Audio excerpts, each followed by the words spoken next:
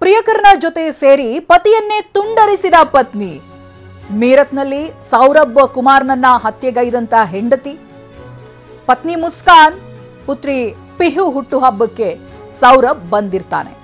ಲಂಡನ್ನಿಂದ ಬಂದಿದ್ದಂತ ಪತಿ ಸೌರಭ್ ಕುಮಾರ್ ಕೊಲೆಯಾಗುತ್ತೆ.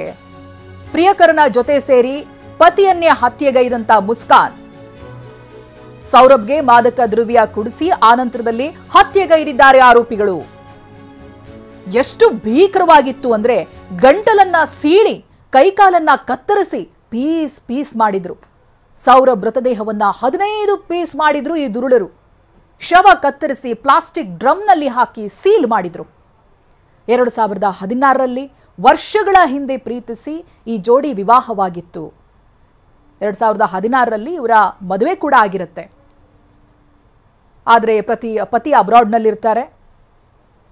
ಮೀರತ್ನಲ್ಲಿ ಸೌರಭ್ ಹಾಗೆ ಆತನ ಪತ್ನಿಯ ಕುಟುಂಬ ವಾಸವಾಗಿರುತ್ತೆ.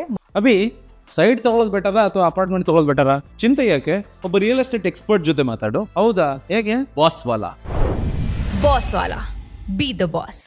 ಮಗುವಿನ ಜೊತೆ ಪತ್ನಿ ಮುಸ್ಕಾನ್ ಹಾಗೆ ಪುತ್ರಿ ಪಿಹು ಹುಟ್ಟುಹಬ್ಬ ಇರುತ್ತೆ. ಹಾಗಾಗಿ ಸೌರಭ್ ಮರಳಿ ಊರಿಗೆ ಬಂದಿರ್ತಾರೆ ಲಂಡನ್ನಿಂದ. ಆ ಸಂದರ್ಭ ಅವರ ಕೊಲೆಯಾಗುತ್ತೆ. ಹೇಗಂದ್ರೆ ಪತ್ನಿಯೇ ಪ್ರಿಯಕರನ ಜೊತೆ ಸೇರ್ಕೊಂಡು ಹತ್ಯೆ ಮಾಡಿರ್ತಾಳೆ. ಮಾದಕ ದ್ರವ್ಯವನ್ನು ಕುಡಿಸಿ ಹತ್ಯೆಗೈದಿರ್ತಾರೆ ಆರೋಪಿಗಳು.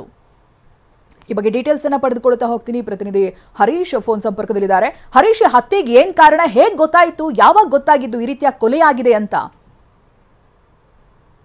ಮಿರಟ್ನಲ್ಲಿ ಒಂದು ಭೀಕರ ಹತ್ಯೆ ನಡೆದಿದೆ. ಪತ್ನಿ ಹಾಗೂ ಪ್ರಿಯಕರ ಸೇರಿ ಗಂಡನನ್ನೇ ಹತ್ಯೆ ಮಾಡಿರುವಂತಹ ಘಟನೆ ನಡೆದಿರುವಂತಹದ್ದು.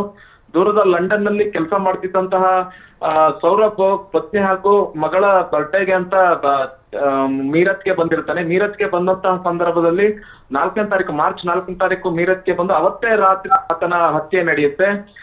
ಮುಸ್ಕಾನ್ ಮತ್ತೆ ಆತನ ಪ್ರಿಯಕರ ಸೇರಿ ಗಂಡನನ್ನ ಹತ್ಯೆ ಮಾಡಿರ್ತಾರೆ.